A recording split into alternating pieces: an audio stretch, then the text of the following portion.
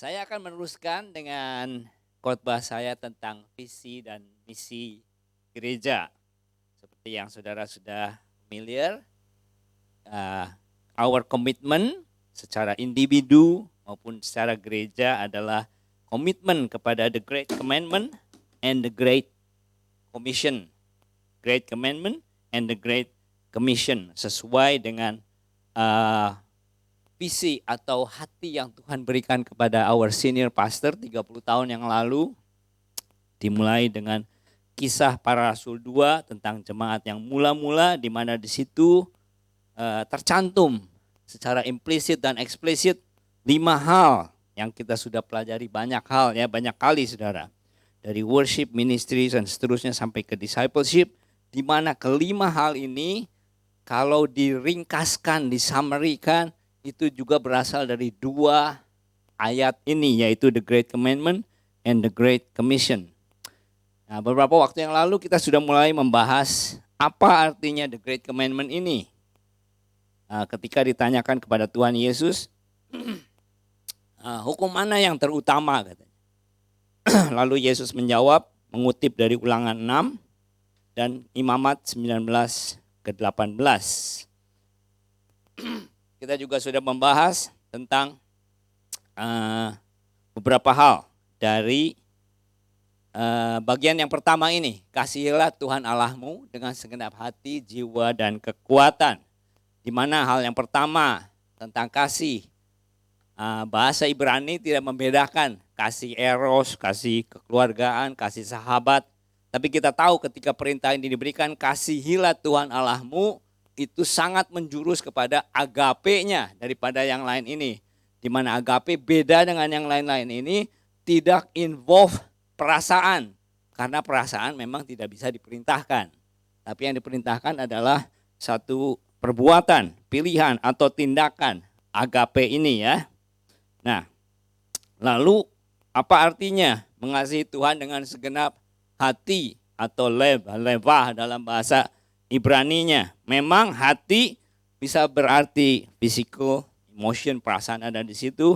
Tapi karena bahasa Ibrani tidak membahas atau tidak punya konsep tentang otak atau brain, sehingga semua aktivitas di brain itu refernya ditulisnya kepada hati gitu ya ininya. Jadi lebih kepada mengasihi Tuhan dengan segenap hati itu lebih kepada mind ya atau will. Seperti saudara sudah familiar waktu saya bercerita tentang Septuaginta, ingat ya?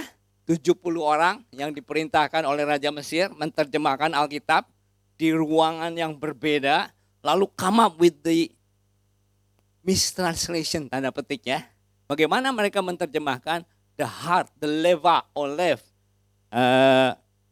Septuaginta menerjemahkan and you shall love the Lord your God with all your, the leva diterjemahkan sebagai mind di situ ya oleh Septuaginta. Juga Tuhan Yesus pernah membahas juga seperti hal itu. Dia berkata begini, tetapi Yesus mengetahui pikiran mereka lalu berkata, mengapa kamu memikirkan hal-hal yang jahat di dalam hatimu? Memikirkan di dalam hatimu. Yaitu leva. Lalu apa artinya mengasihi Tuhan dengan segenap jiwa? Kita juga membahas, meskipun artinya bisa berarti kerongkongan atau nyawa, tapi Alkitab membahas nefes itu lebih kepada jiwa. Jadi seluruh keberadaan kita ya. Jadi artinya bagaimana kita mengasihi Tuhan dengan segenap jiwa, artinya undivided loyalty. Kesetiaan saudara, mengasihi Tuhan dengan segala kesetiaan dan pengorbanan saudara, bahkan pada tingkat yang paling tinggi menjadi martir, willing to give up your life, itu the highest, mengasihi Tuhan dengan segenap jiwa. Itulah cara kita mengasihi Tuhan dengan segenap jiwa. Mirip dengan konsepnya Buddha aja lah. Saudara pikirkan bagaimana suami istri yang saling mengasihi, bagaimana saudara menyerahkan segenap jiwa dan raga untuk pasangan saudara, atau seorang pahlawan terhadap negaranya, willing to give up jiwa raga untuk negaranya itu. Itulah konsep yang paling mudah untuk mengasihi Tuhan dengan segenap jiwa. Lalu dengan segenap meod. Meod, kata yang aneh, yang unik, yang lebih tepat digunakan atau literalnya sebagai muchness. Tapi ada beberapa translation. Septuaginta menerjemahkannya dengan dunamis yang menjadi kekuatan. Satu-satunya kata meod diterjemahkan sebagai kekuatan itu oleh Septuaginta. Itu sebabnya banyak dikutip oleh Alkitab Inggris maupun Indonesia dengan kekuatan, ya, kekuatan. Tapi dalam variasi terjemahan Ibrani seperti misalnya The Jewish Bible, mereka menerjemahkannya sebagai kasihilah Tuhan Allahmu dengan segenap kekuatan, diterjemahkan sebagai resources. And by the time of Jesus, mengasihi Tuhan dengan segenap meod itu sinonim dengan mengasihi Tuhan dengan segenap wealth, kekayaan materi itu, ya, sesuai dengan ancient Aramaic Bible. Aramaic itu bahasa zamannya Yesus, itunya, zaman Yesus. Nah, sekarang kita akan membahas bagian yang kedua, yaitu bagaimana mengasihi sesama. Bagian yang pertama, mengasihi Tuhan dengan segenap hati, jiwa, dan kekuatan.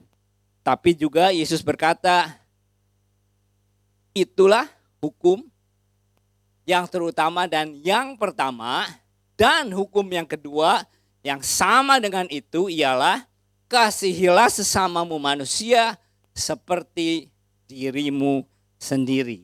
Hal ini yang akan kita bahas pada hari ini. Baik.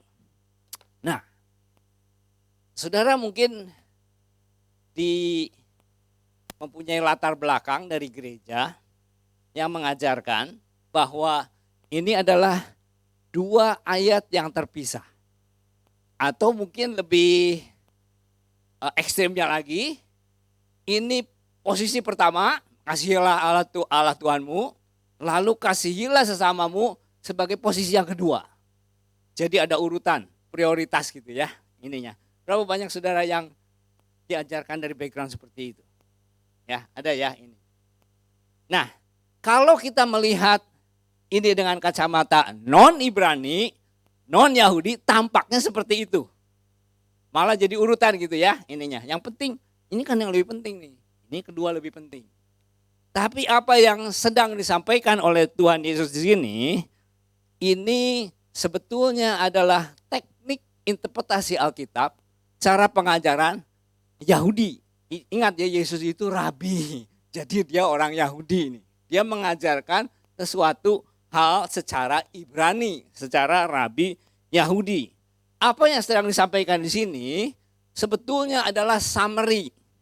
Boleh dikatakan summary, ya. Jadi ada 613 perintah Tuhan di Alkitab nih. Give me a summary. Rabi Yesus, what's your interpretation tentang 613 commandment ini? Give me summary. Lalu diberikan summary ini. Dari dua ayat ini. Nah, ini seperti kayak saya memberikan visi dan misi gereja ini. Komitmen kepada the Great Commandment and the Great Commission. Saudara bisa bertanya kepada kita, para pastor gitu, ya, Pak Sam dan saya, Pak, gereja kan banyak aspeknya, Pak. Dari liturgi, ada pujian, penyembahan, ada kolekte, ada usher, ada hospitality, ada di dalam gereja, ada di luar gereja, ada visitation, ada Bible study, ada doa. Semua bagus, Pak, bagus. But give me summary, give me summary. Lalu saya berikan summary. Summary-nya gereja ini adalah komitmen kepada the Great Commandment and the Great Commission. Gitu, ya, ininya seperti begitu. Atau dalam bahasa Inggrisnya kalau saudara mau Google, itu seperti Yesus ini sedang memberikan organizing principle. Saudara Google aja, ya. Organizing principle itu lebih mirip kepada intisari. Give me the intisarinya apa, Pak? Ini kan banyak ininya nih. Intisarinya apa gitu ininya.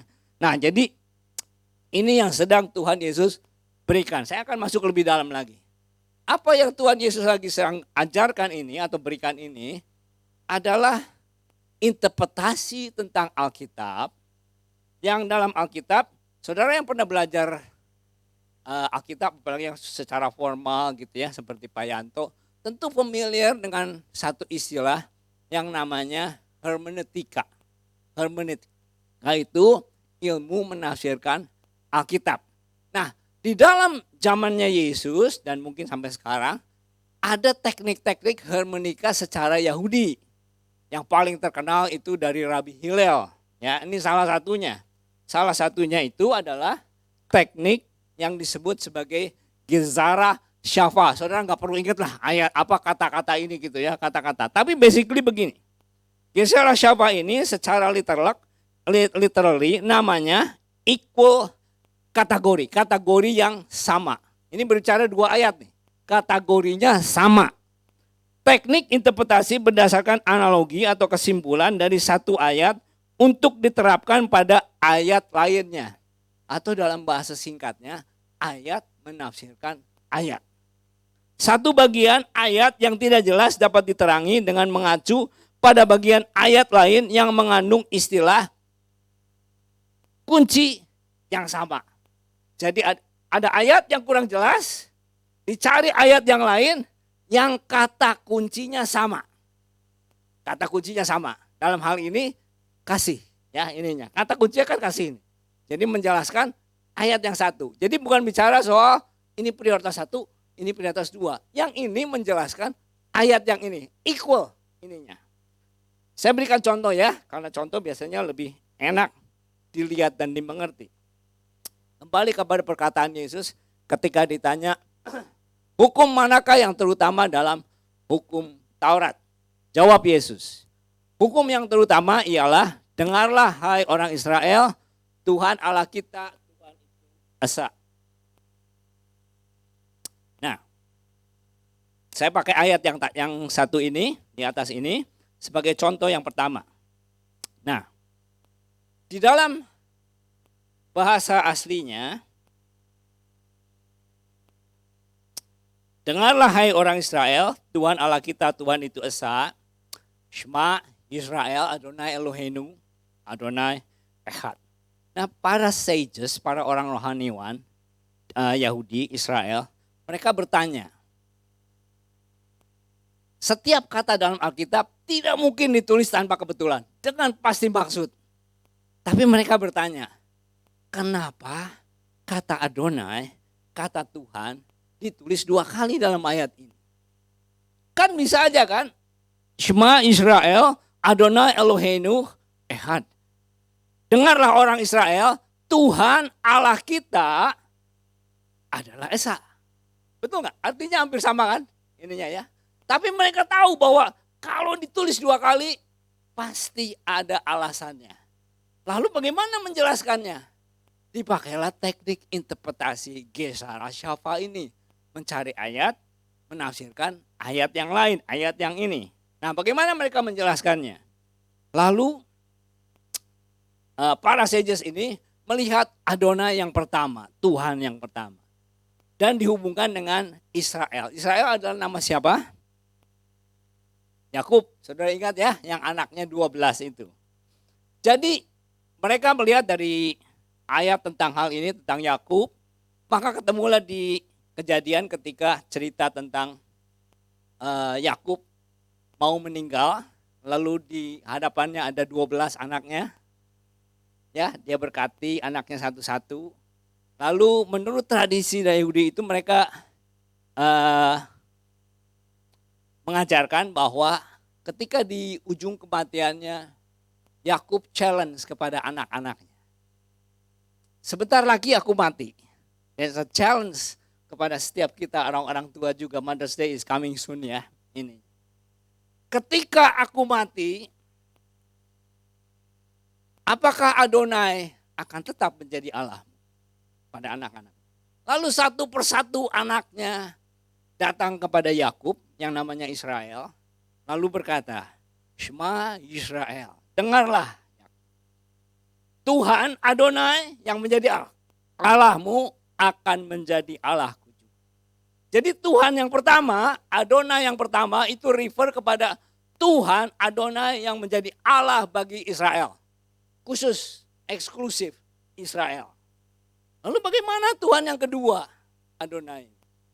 Dicarilah ayat ini menggunakan teknik Gesara Safa itu yang menjelaskan ayat yang ini. Mengapa Tuhan yang ini kedua ini ada dua ini yang kedua ini. Dicari ketemulah dengan kata kunci yang sama ya. Tuhan adalah Esa itu ya ininya.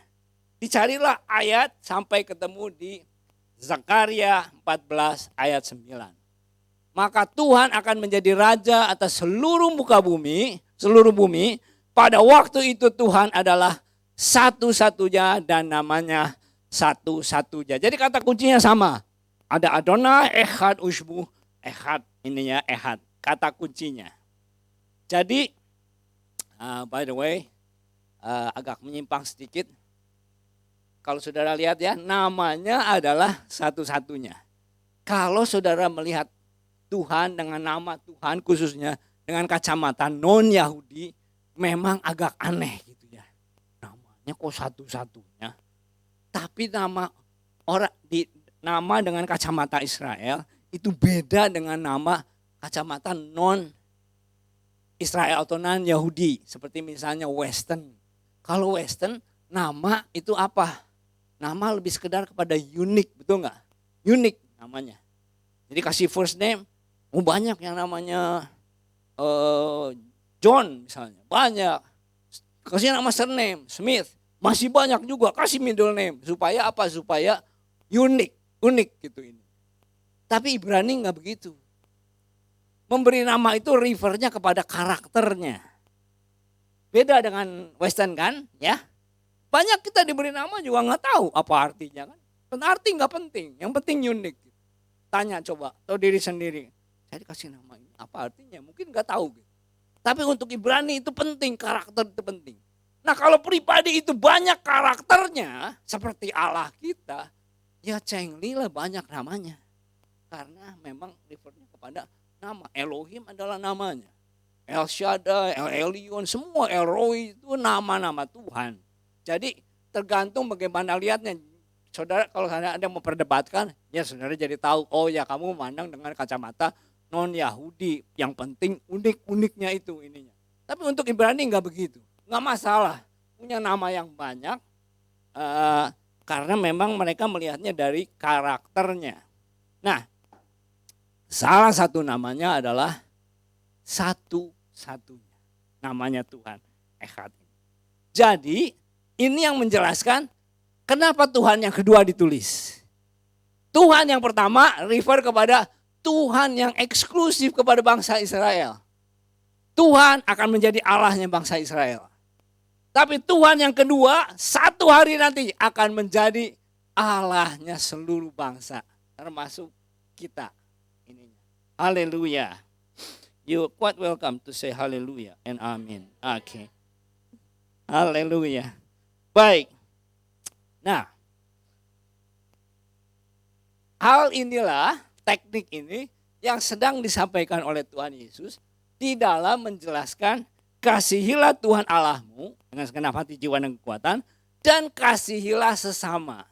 Jadi ayat yang di Imamat 19 ini dipakai oleh Tuhan Yesus untuk menjelaskan Ulangan 6 ayat 4 dan 5. Jadi bukan soal yang mana yang prioritas, yang mana bukan. Ini sangat penting karena di dalam aplikasi hidup kita itu akan beda jauh saudara. Ketika saudara menempatkan ini yang pertama, ini yang kedua dengan ini sama kategorinya. Tapi yang satu ayat ini menunjukkan bahwa aplikasi atau ditunjukkan bagaimana engkau mengasihi Tuhan Allahmu dengan ayat yang ini. Dan sebaliknya ayat yang ini itu adalah bukti kamu mengasihi Tuhan Allahmu dengan segenap hati dan jiwa dan kekuatan. Nanti dalam aplikasinya saudara akan melihat tentu konteksnya ketika ayat ini ditulis mula-mula oleh Musa kan.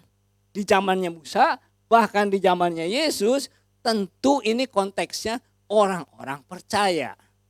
Karena mungkin saudara bertanya bagaimana saya mengasihi sesama, agama lain juga mengasihi sesama tapi kan Allahnya beda. Ingat konteksnya. Ini orang-orang percaya, orang yang sudah menyembah Tuhan Adonai, ya. Dan di zamannya Tuhan Yesus pun sama. Yesus sedang refernya kepada orang-orang yang sudah satu hati, tahu Tuhannya siapa, Allahnya siapa, tapi dalam konteks mengasihi sesama juga, ya. Nah, dari dua ayat ini, kalau seandainya mau disederhanakan lagi ya, seperti yang dilakukan oleh para rasul, Yesus sendiri, menurut saudara, waktu para rasul menyederhanakan lagi ini, dari dua ayat ini, kira-kira mereka akan memilih ayat yang pertama atau ayat yang kedua? Kalau ditanya kepada para rasul, ya saya tahu ada dua ini. Tapi berikan intisari lagi kepada saya, sederhanakan lagi. Siapa yang akan menerka para rasul akan memilih ayat yang pertama, Ulangan 6. Atau para rasul akan memilih ayat yang kedua dari summary kedua ini. You're right. Yang kedua. Bagaimana summary ini yang udah summary dan summary-nya ini mengasihi Tuhan Allahmu, mengasihi sama. Tolong summary-kan lagi. Bagaimana saya menyatakan dari 613 commandment ini, saya nyatakan dalam satu ayat. Ayat yang kedua. Kita lihat ya, contoh-contoh. Paulus misalnya. Paulus berkata, sebab barang siapa mengasihi sesamanya manusia, ia sudah memenuhi hukum Taurat. Saudara mungkin argo, itu mah kebetulan Pak. Tapi kalau dua kali bukan kebetulan. Paulus lagi berkata dalam Galatia, sebab seluruh hukum Taurat tercakup dalam satu firman ini, yaitu kasihilah sesamamu manusia seperti dirimu sendiri. Saudara wonder kan, Paulus nih gimana sih? Harusnya perintah utama kan mengasihi Tuhan kan. Tapi ini yang dia sebutkan. Dan saudara mungkin argue lagi, Paulus soalnya bukan murid langsung dari Yesus. Dia gak pernah ketemu Yesus. Makanya dia ngomong begini. Kita lihat orang yang pernah ketemu Yesus. Saudaranya sendiri, saudara tiri ya, Yakobus berkata begini. Akan tetapi, jikalau kamu menjalankan hukum utama yang tertulis dalam kitab suci, dia tidak menyebutkan Ulangan 6. Tapi yang disebutkan adalah kasihilah sesamamu manusia seperti dirimu sendiri. Dan rasul yang lain yang bersama-sama dengan Yesus, secara implisit dia tulisnya begini. Tetapi yang terutama, kasihilah sungguh-sungguh seorang akan yang lain. Sebab kasih menutupi banyak sekali dosa. Dan kalau saudara lihat surat Yohanes, secara implisit dia juga menuliskan begitu. Nah, konsep yang tadi saya katakan Gesara siapa, ayat menafsirkan ayat lalu disimpulkan bahwa dari semua summary, yaitulah kasihilah sesamamu manusia, atau bahkan kasihilah Tuhan Allahmu dan kasihilah sesama manusia, itu bukan hanya Yesus. Rabi-rabi di zaman itu banyak mempunyai prinsip yang sama. Contohnya misalnya Rabi Hillel yang terkenal. Saudara mungkin ada yang pernah dengar namanya. Pada zaman satu angkatan sebelum Yesus ada dua rabi yang terkenal. Rabi Shammai dan Rabi Hillel. Ada satu kisah yang sangat-sangat terkenal sampai kepada hari ini, bagaimana kedua rabi ini di-approach oleh seorang Gentile itu namanya non-Yahudi ya, yang datang kepada mereka dengan tujuan mau mengejek Taurat Yahudi ya. Yang satu berkata, mula-mula dia datang kepada Shammai. Dia berkata begini, I will convert if you can teach me all the Judaism while standing on one foot. Jadi ngejekin, ajarin nih seluruh Alkitab Tauratmu. Saya berdiri satu kaki, kalau kau bisa ngajarin semuanya, saya convert ke Judaism. Ngejek artinya gitu saudara. Mana bisa ngajarin seluruh Alkitab gini. Ngamuk si Shammai, dia ambil tongkat ukurannya itu, dia kejar mau digebukin nih si orang Gentile ini. Nah orang Gentile ini yang sama ini lalu datang kepada Hillel. Lalu Hillel jawabnya begini. What is hateful for yourself, do not do to your neighbor. This is the whole law, the rest is commentary. Go and learn. Ini harusnya saya punya bahasa Indonesianya, saya lupa nih saudara. Nggak apa-apa. Tapi Hillel ini menjawab, apa yang tidak mau orang lain lakukan kepada kamu, jangan kamu lakukan kepada orang lain. Yang lain semua komentari. Dan orang ini menjawab katanya, the grace of Hillel menyelamatkan aku. Ininya. Nah, kalau saudara lihat ya tulisan Hillel itu, what is hateful to you, do not do to your neighbor. Itu kan persis yang Yesus berikan. Cuman Yesus versi positif, Hillel porsi negatifnya. Karena lebih tepat untuk orang Gentile non-Yahudi diberikan yang negatif daripada yang positif. Kalau Yesus kan positif karena konteksnya kepada orang percaya. Kasihilah sesama manusia seperti engkau mengasihi dirimu sendiri. Tapi mengasihinya bagaimana? Enggak tahu Taurat kan? Kalau untuk orang non-Yahudi. Tapi kepada non-Yahudi lebih tepat dikatakan, apa yang enggak mau terjadi kepadamu, orang lain lakukan kepadamu, jangan lakukan kepada orang lain. Intinya ya. Nah ininya. Nah. Tapi saya mau masuk lebih dalam lagi. Berbicara soal sesama ini. Di dalam Lukas 10 ayat 25, pada suatu kali berdirilah seorang ahli Taurat untuk mencobai Yesus. Katanya, Guru, apa yang harus kuperbuat untuk memperoleh hidup yang kekal? Jawab Yesus kepadanya, apa yang tertulis dalam hukum Taurat? Apa yang kau baca di sana? Jawab orang itu, kasihilah Tuhan Allahmu dengan segenap hati, segenap jiwa, segenap kekuatan dan segenap akal budimu, kasihilah samamu manusia seperti dirimu sendiri. Kata Yesus, jawabmu itu benar, perbuatlah demikian, maka engkau hidup. Ini buktinya bahwa orang itu pun punya paham yang sama ya. Jadi sudah sangat terkenal interpretasi ini. Kasihilah Tuhan Allahmu dan kasihilah sama itu enggak cuma Yesus, ada banyak.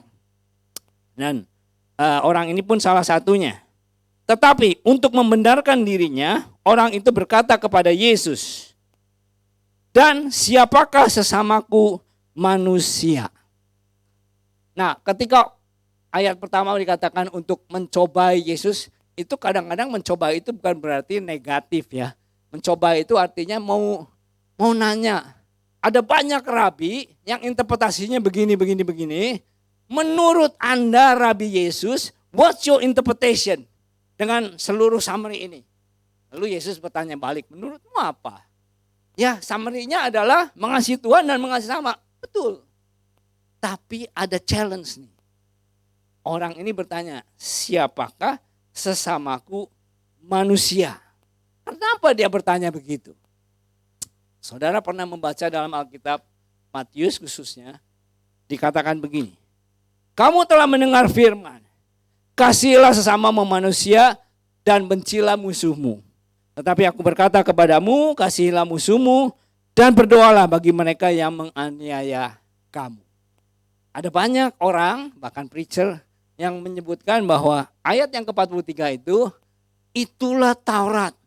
Taurat mengajarkan, atau perjanjian lama ya, mengajarkan bahwa kasihilah sesamamu manusia, bencilah musuhmu. Dan kalau saudara seorang student yang rajin, saudara cari di konkordan, gak ketemu ayat ini di perjanjian lama. Gak ada ayat yang mengasihi samamu dan bencilah musuhmu. So where did it come from? Bagaimana orang yang tadi ketemu dengan Yesus mempertanyakan hal itu ya? Siapa sesamaku manusia? Nah, puji Tuhan, tahun 48 ditemukan satu temuan yang luar biasa yang namanya penemuan gulungan laut mati. Pernah dengar ya? The Dead Sea Scroll itu ya. The Dead Sea Scroll itu. Ditulis oleh satu golongan yang namanya Essin. Gak ditulis secara eksplisit dalam Alkitab. Tapi golongan ini banyak disebutkan oleh Yesus ya ininya. Nah salah satunya tadi menjelaskan tentang ayat yang tadi ini nih. Ada banyak penemuan gulungan laut mati ini sangat-sangat memberkati. Menjelaskan kepada kita interpretasi Alkitab. Yang tadinya kita nggak mengerti ininya. Ternyata statement yang tadi, yang Tuhan Yesus, kamu sudah mendengar firman, itu ternyata ajaran orang Eseni. Firman yang diajarkan oleh orang Eseni yang banyak diadopsi rupanya oleh banyak orang pada waktu itu. Ternyata ayat itu refer kepada yang namanya the rule of community. Kalau kamu mau masuk jadi anggota kami, golongan denominasi Esen gitu, Eseni, ini salah satunya. Ditemukan dalam satu itu ya. Kalau Q itu artinya cave, di gua yang pertama, dan S itu artinya the rule of community, Sereh. Dijelaskan begini, pasal 1 ayat yang keempat. It is the duty of the members of the community to love everyone whom God has elected and to hate everyone whom He has rejected. Jadi ini adalah aturan community yang udah terkenal gitu. Kalau kamu mau menjadi anggota membership, you have to love yang sama dengan kita dan bencilah yang gak sama dengan kita. Ininya. So itulah yang menjadi terkenal sehingga salah satu orang yang tadi bertanya kepada Yesus rupanya mempertanyakan, siapa sesamaku manusia ini? Menurut interpretasi Eseni, sesama itu adalah orang-orang yang sama dengan kita. Yang lain meskipun sama-sama Yahudi itu musuh. Apalagi Samaria. Tadi Lukas itu kan bicara tentang Samaria ya. Tentang orang Samaria yang baik hati itu ininya. Tuhannya sih sama, tapi beda Yahudi dengan Samaria. Musuh besar ini. Dan orang ini mempertanyakan, siapakah sesamaku manusia?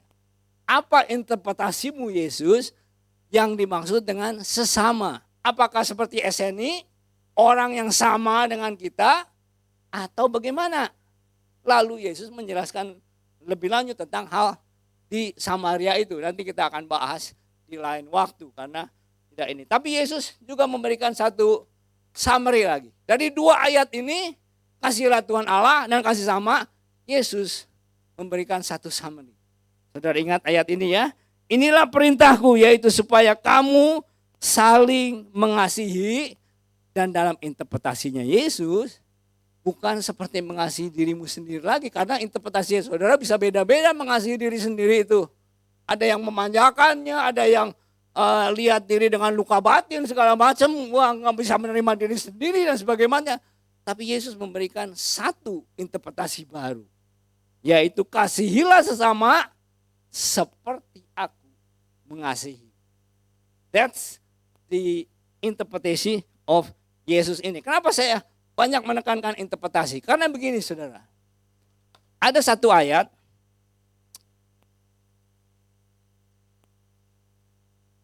yang sering dimisinterpret. Janganlah kamu menyangka bahwa aku datang untuk meniadakan hukum Taurat atau kitab para nabi. Aku datang bukan untuk meniadakannya, melainkan untuk menggenapinya. Dalam bahasa Inggris, abolish or fulfill. Nah, kata ini sering diinterpretasikan sebagai, Yesus tuh makanya udah meniadakan hukum Taurat. Makanya kita udah gak perlu lagi. Kita ada grace sekarang. Itu kan, lihat tuh, Yesus sudah menggenapi. Itu karena kita gak mengerti bahasa Ibrani. Ibrani atau ada idioms-idiomsnya. Ada kata-kata yang maksudnya begini dituliskan secara letterlock. Kalau diterjemahkan secara letterlock, itu lose the meaning. Seperti beberapa waktu yang lalu saya menjelaskan tentang the good eye and the evil eye. Mata yang baik dan mata yang jahat. Kalau secara letterlock, no meaning. Tapi kalau dibalikan kepada Ibrani, that's generous, itu kikir ini. Sama juga, meniadakan dan mengenapi atau abolish and fulfill, itu adalah kata Ibrani yang artinya, kalau artinya menggenapi atau fulfill itu artinya interpretasi secara benar. Kalau seandainya abolish itu dalam Ibrani artinya interpretasinya salah. ini banyak terjadi di dalam perdebatan mereka tentang kitab suci. Ini kalau ayat ini artinya bagaimana? Begini, menurut saya begini. No, you abolish the law. Artinya bukannya artinya kamu meniadakan hukum Taurat. Nggak ada dalam pikiran mereka, sesama students atau sesama rabi atau sesama apa yang sedang membahas Alkitab, bisa punya pikiran, kamu interpretasinya apa? Kamu ini meniadakan hukum Taurat. Siapa yang bisa meniadakan hukum Taurat? Bahkan musuhnya pun atau lawan perdebatannya nggak bakalan punya pikiran, siapa kamu bisa meniadakan hukum Taurat? Nggak mungkin. Lawan-lawannya Yesus pun tidak akan punya pikiran bahwa Yesus, kamu akan meniadakan hukum Taurat. Nggak bisa, apalagi Yesus gitu ya. Mana ininya? Tapi dalam bahasa Ibrani itu artinya you interpret wrong dan interpret correctly. Itu artinya. Dan menurut Yesus, apakah sesamaku manusia tadi? Manusia ini. Menurut interpretasi SNI, sesamaku adalah orang-orang yang sama. Tapi menurut Yesus ketika dia menjelaskan tentang Samaria yang baik itu, lalu dia akan bertanya di akhir cerita itu. Menurut pendapatmu, sesama manusia kepada orang yang jatuh karena penyamun itu, yang mana katanya? Lalu orang itu menjawab, refer kepada orang Samaria itu yang merupakan musuhnya. Nah, itulah yang benar, interpretasi yang benar tadi. Sebentar, saya akan langsung kepada beberapa aplikasi dari penjelasan yang tadi ini. Kita sudah mengerti apa yang dimaksud dengan penulis dan Tuhan Yesus tentang the great commandment tadi ya. Mengasihi Tuhan Allahmu segenap hati, jiwa, dan kekuatan. Lalu Yesus memberikan interpretasi juga mengasihi sesama kita. Bukan orang yang sama, tapi bahkan musuhmu. Kau itu juga adalah sesamamu manusia. Kalau begitu aplikasinya apa Pak? Setelah kita mengerti semua hal ini. Ada beberapa dengan singkat saya sampaikan. Yang pertama, karena ini menjadi visi kita dan ini yang menjadi summary, intisari yang Tuhan Yesus juga berikan, kasihilah Tuhan Allahmu dengan segenap hati, jiwa, dan kasih sesama, maka patutlah kita menjadikan the great commandment ini sebagai pedoman hidup kita. Kalau kita jadikan pedoman hidup ya, sungguh-sungguh gitu. Itu sebetulnya banyak sekali menjawab pertanyaan-pertanyaan kita. Saya banyak kadang-kadang suka ditanya, Pak, anak saya Pak, tanya Pak, boleh nggak Pak pakai anting 6 biji di sini, 6 biji di sini Pak, boleh nggak gitu. Sebetulnya gampang, ya tanya aja great commandment. Apakah kau lakukan itu karena kau mengasihi Tuhan dengan segenap hati, jiwa, dan kekuatan, dan mengasihi sesamamu manusia? If it is yes, maybe kita akan pikir lagi ya ininya. Tapi kalau udah no ya gampang, jepret aja no gitu ininya. Atau bertanya, boleh nggak saya ke sini ya Pak? Saya boleh nggak saya ke sini? Saya pilih yang ini, pilih yang itu. Ya ini paling gampang sekali untuk ngecek. Ada hal-hal yang nggak bisa dijawab dan perlu di ini lagi. Misalnya yang ini Pak, ini dua-duanya anak Tuhan Pak. Saya pilih mantu yang mana nih Pak? Dua-duanya ini. Nah mungkin pilih-pilih lagi. Ya pilih aja yang cakep dan kaya dan baik hati dan segala macam gitu ya. Dua-duanya sama-sama komitmen 100% kepada Tuhan gitu ininya. Yang mana ini? Tapi banyak yang mudah dijawab dengan hal ini. Tanya boleh nggak pakai ini Pak? Boleh pakai yang ini yang segala macam. Jawab aja ini. Gampang ini. Nah, yang kedua. Oke. Yang kedua, karena tadi kita sudah belajar. Mengasihi Tuhan Allah dan mengasihi sama itu bukan soal urutan 1, urutan 2. Karena kalau urutan 1 dan urutan 2 ada banyak orang Kristen yang punya prinsip begini. Yang penting aku dengan Tuhan. Yang ini kedua, gak penting. Aku bisa hidup soliter. Aku gak butuh gereja, aku gak butuh saudara-saudara seiman. Yang penting aku dengan Tuhan. Tapi kita sudah belajar tadi. This is not about 1 or 2. Yesus sedang pakai gesara syabah, ayat menafsir ayat. Dan kalau mau diringkaskan lagi, kasihilah sesamamu manusia. That's how you prove mengasihi Tuhan dengan segenap hati, jiwa, dan kekuatan. Jadi artinya kita ini untuk memenuhi the great commandment, menjadi komitmen kepada menjadi a great Christian, great church, yang komitmen kepada great commandment itu, harusnya kita ini nggak bisa menjadi Kristen yang soliter. Kita nggak bisa menjadi Kristen yang punya filosofinya seperti Charlie Brown. Ingat Charlie Brown ya? Salah satu filosofinya, I love mankind, it's the people I cannot stand. I love God, it's just the people I cannot stand. Saya mengasihi Allah, cuman umat Allah yang aku nggak suka. Aku sungguh-sungguh mengasihi Tuhan, cuman gereja yang aku nggak suka. That's Charlie Brown filosofi. Enggak begitu ini. Ini bukan soal prioritas satu, prioritas dua. Tapi yang satu menjelaskan yang lain, yang satu membuktikan yang lain. Kita tidak bisa hidup sendiri. Ini bukan talking about geografis kadang-kadang ya. Ada geografis, ada kadang-kadang orang yang ada di tengah-tengah gereja tapi refuse untuk connect. Yang paling jelas dalam masa sekarang ini ayatnya ya. Jikalau seorang berkata aku mengasihi Allah dan ia membenci saudaranya, maka ia adalah pendusta. What a strong word. Untuk dikatakan oleh Alkitab, bukan gembala saudara yang mengatakan. Bisa dirajam batu saudara. Kita udah baca sendiri ya ininya. Jadi bukti kita mengasihi Allah adalah kita mengasihi sesama. Kalau kita sikapnya seperti itu, bukan hanya geografis ya, menjauhi secara kadang-kadang secara dimensi ada di situ. But you refuse untuk saling koneksi, saling tolong menolong, saling ini. Terutama di dalam zaman-zaman pandemik ini. Refuse-nya semakin ini. Bahkan ada juga, I'm talking about dimensi ya, ada juga join. Tapi kira-kira orang yang disconnect ini bisa kelihatan muncul nggak tuh? Di screen saudara tuh. Yang gambarnya hitam dan putih blank begitu saudara ya. That can be ini ya, aplikasi. It's for us tuh ini ya. Untuk introspeksi. Karena serba salah jadi preacher itu. Kalau nyindir nggak ketemu, nggak connect gitu, nggak nangkep ininya.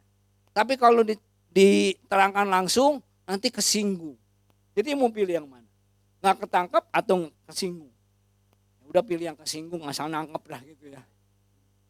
Daripada nyindir ternyata nggak nangkep juga. Yang terakhir, ya, jangan terjebak dengan spirit SNI. Bukan SNI orang jahat, bukan. Seperti yang saya tadi katakan, Yesus banyak refer orang-orang ini. Yohanes membaptis kemungkinan besar juga dari golongan ini. Tapi ini golongan yang zealot, orang yang sangat-sangat mati-matian membela Tuhannya. Membela Tuhannya dengan segenap hati, jiwa, dan kekuatan. Tapi di dalam interpretasinya, one of them is wrong. Contohnya salah satu adalah mereka menerjemahkan kasihilah sesamamu manusia, diterjemahkan oleh mereka adalah kasihilah orang-orang yang sama dengan saya, dengan organis saya, dengan golongan saya. Yang lain, denominasinya lain, itu musuh. Atau apalagi yang Tuhannya beda gitu ya, ininya. Bukan berarti orang SNI jahat, cuman saya lebih untuk memudahkan aja saudara ingat gitu. Jangan punya spirit seperti spirit orang SNI ini. Salah satu kesaksian yang saya pernah dengar dari Yusuf Roni adalah begini. Sebelum dia pindah kepada agama Kristen, dia menjelaskan begini. Sebagai orang Muslim, saya ikuti ibadah tata cara Muslim dengan ketat. Sampai jari-jari ini di mana ditaruhnya di tangan itu mesti benar.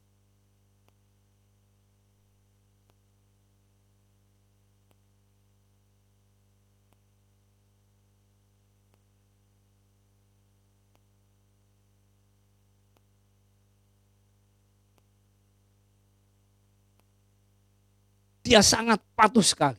Sampai kepada detail-detailnya. Mirip seperti orang Eseni.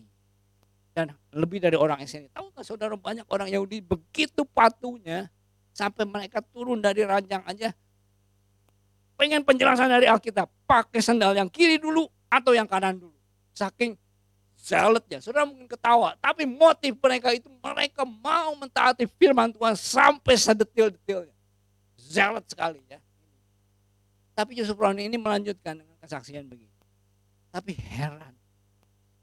Semakin saya mentaati firman ini, mentaati peraturan-peraturan agama, buahnya semakin saya membenci orang-orang yang gak sama dengan saya. Saudara, saya memberikan warning. Spirit ini justru lebih mudah masuk gitu ya. Kalau kita gak berhati-hati kepada orang-orang yang cinta Tuhan. Termasuk saya. Waktu kita menjalani ya kerohanian kita dengan sungguh-sungguh. Kalau nggak berhati-hati kita sering terjebak. Kok si itu nggak sama seperti saya? Kok dia nggak melayani seperti saya? Kok dia nggak berdoa seperti saya? Kok dia nggak bersungguh-sungguh seperti saya? Kok dia nggak memberikan yang terbaik ya seperti saya melayani yang terbaik? Itu mesti hati-hati. Bukan artinya kita ini seperti atau ini kita orang-orang yang jahat, bukan. Tapi kalau nggak berhati-hati bisa terjebak kepada spirit Eseni. Saya mah nggak mau gabung lah sama persekutuan kayak begitu. Apa itu mah? Gosip, ngomongnya nggak ini. Saya dong suci banget. Yang penting hubungan saya dengan Tuhan. Akhirnya, jadi harus berhati-hati kepada spirit Eseni ini. Dari buahnya lah ketahuan. Kalau semakin kita beribadah, semakin kita melayani, semakin mengasihi Tuhan, tapi ternyata buahnya aku semakin membenci orang-orang yang gak sama denganku, udah terjebak dengan spirit Eseni ini. I'm a guilty one, saudara. Jadi jangan biarkan hal ini bisa masuk kepada kita. Bahkan Yesus berkata, kepada orang musuhnya pun kita akan terus berdoa. Mari kita tundukkan kepala dan saya minta Pak Yanto nanti akan menutup dalam doa tutup ibadah kita. Terima kasih Tuhan untuk firman-Mu pada pagi hari ini. Kami diingatkan dan kami dijelaskan sekali lagi apa artinya mengasihi-Mu dengan segenap hati, jiwa dan kekuatan, dan mengasihi sesama kami. Tuhan Yesus, kami mohon karunia Roh Kudus untuk mengingatkan kami selalu bagaimana kami mengaplikasikan, bagaimana kami komitmen Tuhan kepada the great commandment. Terima kasih untuk Yesus, firman Allah yang hidup, yang telah datang dan bukan hanya menjadi pengajar, tapi juga Engkau yang memberikan contoh yang hidup kepada kami. How to interpret firman Allah yang hidup itu. Bagaimana mengasihi Tuhan dengan segenap hati, jiwa, dan kekuatan. Dan mengasihi sesama kami seperti Dia memberikan contoh kepada kami. Ajarkan kami, ingatkan kami, bimbing kami, kuatkan dan perlengkapi kami oleh anugerah-Mu Roh Kudus. Supaya kami sanggup melakukannya sebagaimana Yesus telah memberi contoh kepada kami. Di dalam nama Yesus kami berdoa. Haleluya. Amin. Amin.